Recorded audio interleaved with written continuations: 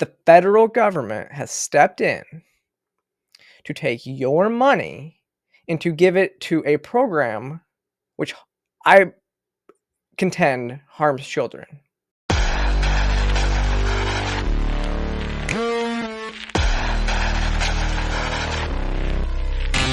So welcome back to the channel today, everyone. So on this channel, we've highlighted some of the goods and evil legislation that have come up in state legislators around the country when it comes to gender questioning children. But yesterday it went federal. The U.S. House of Representatives released a version of its $1.2 trillion omnibus spending bill, which gives $400,000 of your stolen money, taxes, to organizations that provide therapy for kids without parental consent or knowledge. And that's not even it. So we're going to get into what all this organization does, because it's not just providing parental or providing therapy without parental consent to gender questioning children. It's a lot. And why it's in a federal spending bill to support an organization like this, it beats me. So if you don't know, the spending bill came down at like 2:30 a.m. yesterday morning, and as we started looking through it, apparently this edition came at the request of Wisconsin Senator Tammy Baldwin, and you can see here in this chart that it allocated the $400,000 to the Briar Patch Youth Services. So according to its website, the agency offers a broad array of services to youth who have run away and are experiencing homelessness and or facing challenges. Briar Patch works closely with local governments and other nonprofit organizations to provide unique programs that fill service gaps in Dade County. Each year, Briar Patch serves approximately 2,000 unduplicated youth. So again, what they're talking about is they are working with runaways to provide services like this. Provide gender services is just one of the things that they do. Instead of actually going out and trying to find their parents, they are then going to put them into a system where then they can go and put them down that path of irreversible damage. When we look at the Teens Like Us section, it verifies that youth do not need parents or guardian to join, and it's for 13 to the end of high school. Also, side note, it says it's only for queer and questioning youth. So I would guess that gays, lesbians, and bisexuals are not allowed unless they identify as queer. Interesting. And I would have added transsexuals to that, but again, there's no such thing as a trans kid. There's only gender questioning. Anything else to medicalize is wrong. But let's move on. It also looks like they have a program to teach local school teachers and administrators how to push queer theory onto children. And then when they give these children, again, behind parents' backs, gaffs for younger males to tuck their penis, fake breasts for males, breast binders for females to squish their breast, as well as a fake penis called a packer. These are the types of things that they offer to provide to children, again, without parental knowledge or permission. And so then if you actually keep reading, it says it will give these kids letters of support, which is required for them to get cross-sex hormones and surgeries. How nice of them to do. On your dime.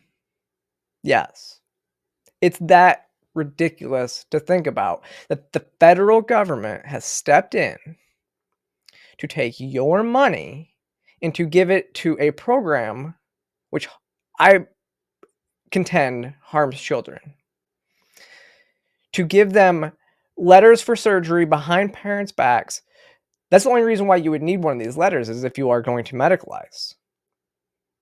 So why would they give them? To harm children. To not allow them to grow up, and it's all coming at the expense of your federal dollars. The money that they steal from you in taxes to pay for gender transitions for children. So obviously this is quite infuriating if you feel like I do at home, but I guess this is the culmination of what we saw last summer when President Biden said he supports trans kids. You know, when families across the country face excruciating decisions to relocate to a different state to protect their child from dangerous anti-LGBTQ laws, we have to act. We have to act as a nation. Like, this is what he was talking about. This is, again, federal government pushing to use your money to pay to harm children. And some of you may say that giving gaffs and binders to children is not harming them, and to that I say bullshit. Like, if you watch my debate from Jubilee a few months ago, every trans man, the females that were on there, acknowledged, like, their argument on the left was to allow children to have double mastectomies because binders hurt their backs. Like, they have physical damage from wearing a binder all the time. So you can't tell me that the use of a binder is not harmful. Or if it's not, and we know that it's harmful if not done properly, and a lot of these kids are not doing it properly, as they all admitted in that debate. So obviously everything about this is wrong. I can't believe it was actually brought forth by the Republican-led House of Representatives. All I can say is I hope that Speaker Johnson has this removed, and if he doesn't, he deserves to lose the speakership. I mean, remember, we've talked about this before. Even 68% of Democrat voters don't support the transitioning of minors. So why is this something they are even considering spending money on? And look, I don't like the bill in and of itself, right? And we can probably get into that later. And it's earmarked to hell, and I could probably find about $1 trillion more that needs to be removed immediately. Like this $850,000 allocated to a LGBTQ senior living center. Yeah, that's in there. And look, if you think these are worthy causes, you can donate your hard-earned money to them or petition your local government to fund these types of things. But these are not the responsibility of the federal government. There is no reason the money stolen from me in Georgia should be paying for, this stuff in Wisconsin. This is a huge issue we have with the federal government and these massive spending bills in and of themselves. This is not the way that the federal government was supposed to operate. We have federalism, we have states' rights for a reason. Like I said, if you want to get your local government to then go fund them, then that's up to you.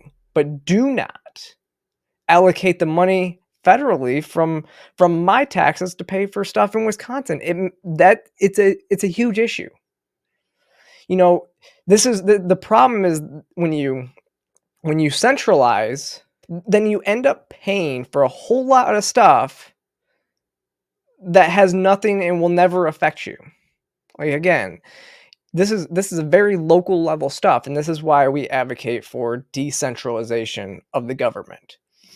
And even the state shouldn't be funding this type of stuff. But again, if you and your local ordinance and your local government and your cities and towns and you guys want to fund these types of things with your money,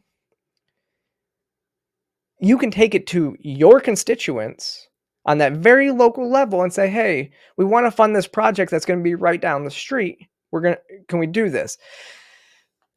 This is not ever something for the federal government. But with that, let me know what you think in the comment section. Click that like and subscribe button. Follow me across all social media platforms, and I will see you next time.